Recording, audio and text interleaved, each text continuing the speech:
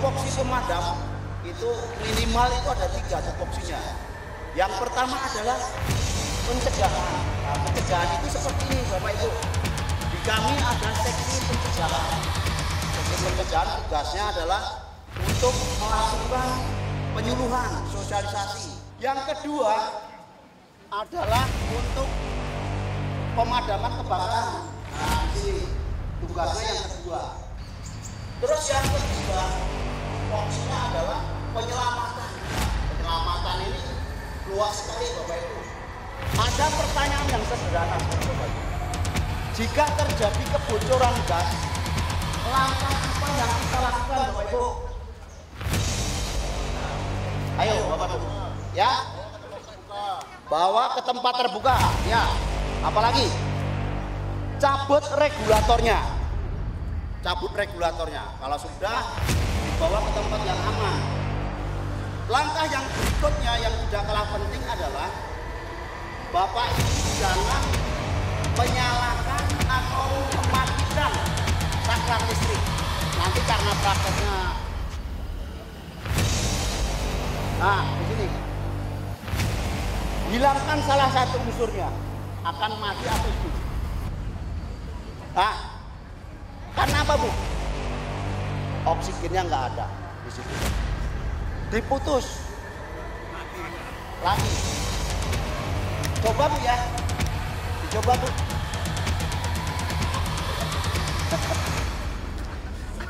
Tapi ini hanya sebagai apa ya? Pengetahuan aja, jangan sampai nanti dipraktekkan Bapak Ibu. Kalau dipraktekkan, wah. Nah, di sini. Panas atau bro? Enggak? Ada yang mau coba? Ayo.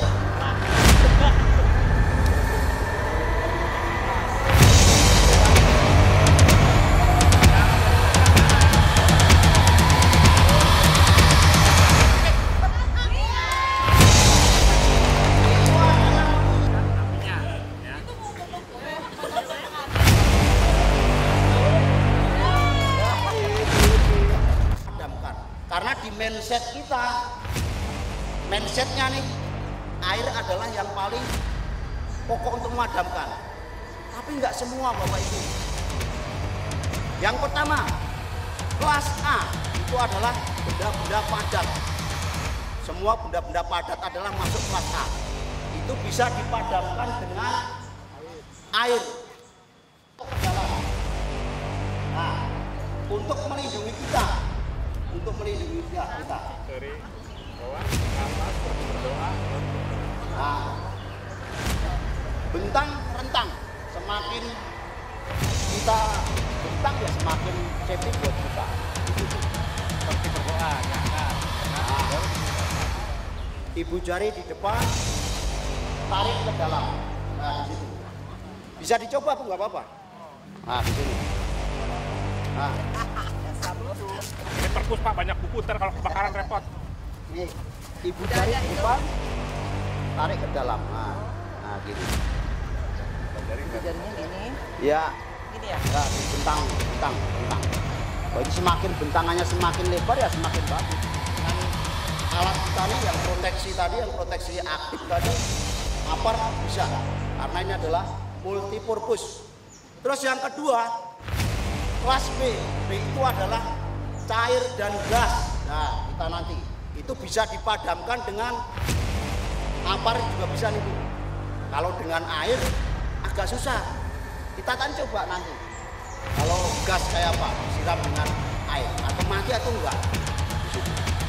Terus yang ketiga, semua yang bermuatan listrik itu kita golongkan kelas C. Kalau listrik bisa dipadamkan dengan apa? Air bisa? Kesetrum Pak, nanti terkenal. Karena apa? Air adalah mengandung atau penghantar listrik yang paling baik. Terus yang keempat adalah kelas B. Kelas B itu adalah kita gunakan untuk logam. Semua logam kelas B. Biasanya adanya perusahaan di situ. Terus yang berikutnya adalah kelas E. Itu bisa Bu. Kelas E apa Bu? Apa Bu itu? Kelas E apa Bu? Kayak Pak Yadi. P itu adalah radioaktif. Radioaktif adanya di rumah sakit, Bu. Itu dengan media tertentu juga. Nggak sembarangan kalau radioaktif kan gitu. Terus yang terakhir adalah kelas K. Kelas K itu kalau bapak ibu masak di rumah, sisa-sisa masak itu, Bu, ada lemak jenuh namanya. Itu mengandung lemak jenuh. Itu digolongkan ke kelas K. Itu dengan media apar juga. Bisa dipahami sampai ini tuh kelas kebakaran tadi. Jadi nggak semua kebakaran bisa dipadamkan dengan air, karena di mindset warga kita itu masih air yang paling bagus untuk memadamkan di situ. Yang tadi saya sampaikan yang kelas kebakaran tadi, kalau kebakaran listrik harus diturunkan dulu kelas kebakarannya. Kalau misalnya listrik ya panelnya harus diturunkan dulu. Jadi kelas A. Kalau kelas A itu bisa dipadamkan dengan air. Jangan sekali-sekali kalau panelnya belum diturunkan disiram dengan air. Nanti ya kita kesetrum gitu. Kalau mau refleksi nggak apa-apa, Bu. Kesetrum gitu kan di situ.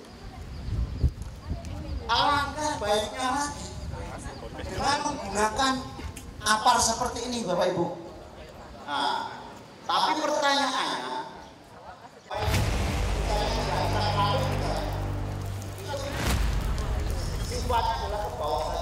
untuk ini perhatikan jangan ragu-ragu tuh ya, karena di handuk ini, sekitar handuk ini ada oksigen yang mengelilinginya. Contoh, seandainya ragu-ragu, artinya kan itu nih, ya. Contoh, karena di dalamnya ada oksigen yang tertarik, ya. Makanya jangan ragu-ragu dan jangan suka ngintip. Jangan suka ngintip, nah, nanti kan, ya, jangan suka ngintip.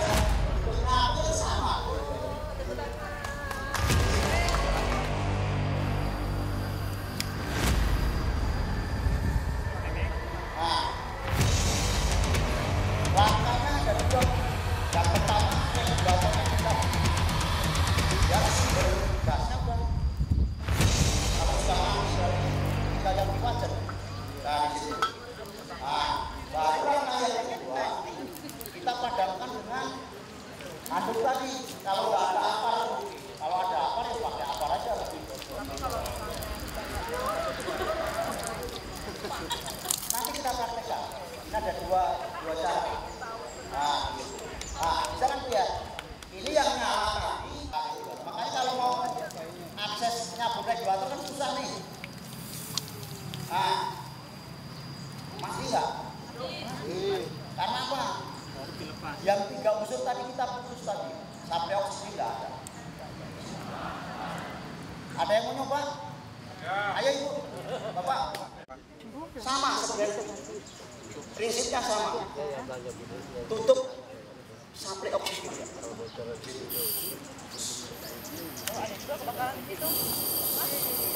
Jangan. Kebocoran. Tinggal dari belakang. Oh, tinggal di tadi. Nah, dicabut regulator.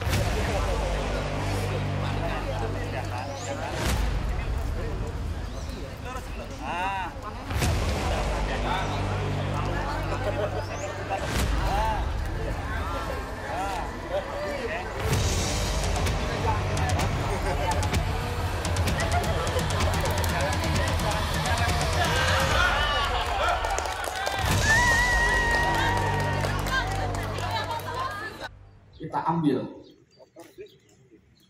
di mana? Di tempatnya. Maka pada saat penempatan apar ada beberapa klasifikasi. 1, ditempatkan di daerah yang aman, yang teduh dan juga bisa atau mudah dilihat, mudah digapai atau diambil, dan juga penempatannya tidak boleh ditaruh langsung ke bawah. Karena apa? Nanti alat ini dapat menimbulkan korosi. Karena bisa di bawahnya atau di atasnya. apalagi di daerah Jakarta Utara. Kita begini-begini kan nggak bisa, harus kita lepas pinnya dengan cara memegang leher dan tarik pinnya. Pegang leher, tarik pinnya. Coba tarik. Nah, tuh. Setelah itu langkah kedua, bebaskan nozzle-nya atau selangnya. Pegang di ujung selang. Iya. Pegang di ujung selang sini. Kenapa di ujung selang?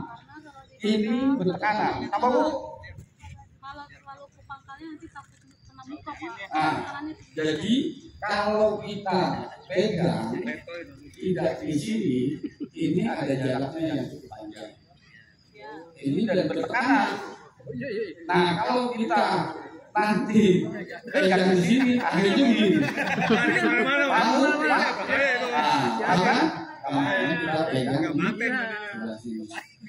Keduanya, guna kita memegang sebelah sini, kita juga bisa mengarahkan dari sumber api. Jadi cara penggunaannya dengan cara disapu. Sapu bagaimana maksudnya? Misalnya medianya ini, kita awali dari sisi sini, kita sapu pelan-pelan ke sana. Kalau belum mati, sapu lagi ke sini. Kenapa demikian? Tadi Pak Suradi telah menerangkan bahwasannya api itu bisa ditangani atau dipadamkan dengan memutus rantai, salah satu rantainya dengan oksigen. Makanya setelah kita sapu, oksigen tidak ada, jadi mati. Jangan dari tengah, kiri atau kanan, salah. Jadi dari arah yang luar disapu ke arah yang berlawanan. Dan kedua, jangan dipejamkan. Nanti bisa menimbulkan kebakaran yang lain. Dia muncrat, menimbulkan kebakaran di tempat yang lain. Ya, saya lanjut. Setelah dilepas daripada selangnya, pegang, namanya tes pancur. Tes pancur apa itu? Nah, ditekan supaya kita tahu bahwasanya alat ini berfungsi, masih ada tekanan. Cara tes pancurnya, kita arahkan ke daerah yang aman, jangan ke sana. Nah, bahaya kalau sana ya. Nah, jadi arahkan ke yang aman. Bisa ke atas, bisa ke samping kiri dengan yang aman atau kanan. Kita menyesuaikan. Jangan pula ke bawah, karena ke bawah nanti ada tekanan, temennya di sana kena juga. Ya, pokoknya cari yang aman. Dengan cara tes pancur, silakan. Nah, berarti alat ini bisa digunakan. Tinggal kita bawa seperti itu, baru kita semprotkan. Nah, cara semprotkannya nggak usah dekat-dekat Pak, nggak usah dari sini, nggak usah ditutupin juga, nggak usah.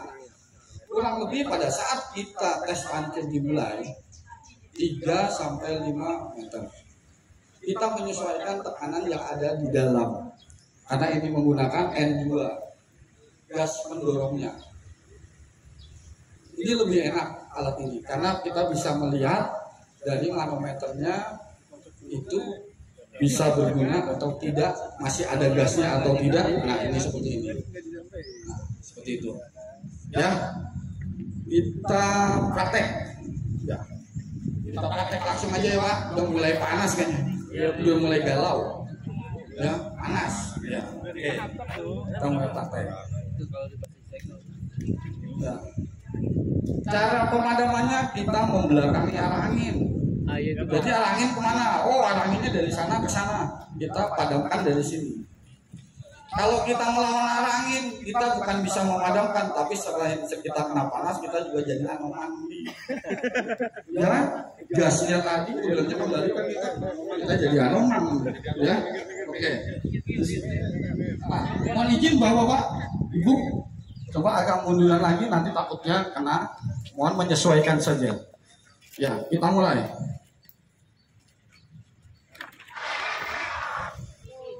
Nah, ya. Oke, langsung mati. alatnya bagus banget berarti. Alat ini bisa digunakan berkali-kali, tapi jangan ditunda lain waktu yang berlawanan karena tetap nanti gasnya akan habis. Ya, oke, berikutnya.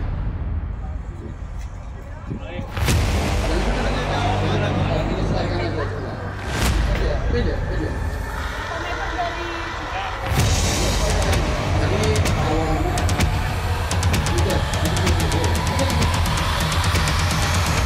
jadi nggak usah terburu-buru bersini. Nah, ini sini geser. Yang nonton menyesuaikan, nanti bahaya. Jadi putih semua. Iya, coba dipijit. Pijit. Ya.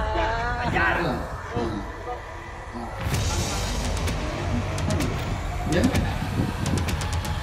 Oke. Langkah. Oh.